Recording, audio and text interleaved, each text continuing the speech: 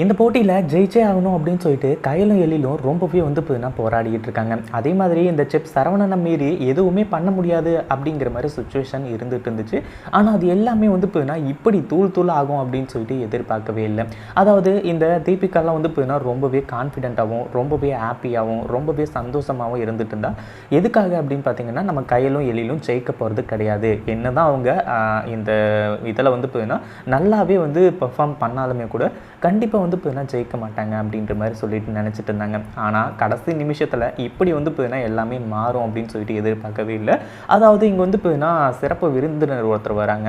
அதாவது செஃப் சரவணன் வந்து பார்த்தீங்கன்னா இங்கே அந்த ஒரு இதை வந்து இது பண்ண போகிறது கிடையாது. அதாவது யார் வின்னர்னு சொல்லிட்டு அனௌன்ஸ் பண்ண போகிறது கிடையாது. அப்படி இப்படிங்கிற மாதிரி வந்து சொல்லி ஒரு மிகப்பெரிய அதிர்ச்சியை கொடுக்குறாங்க.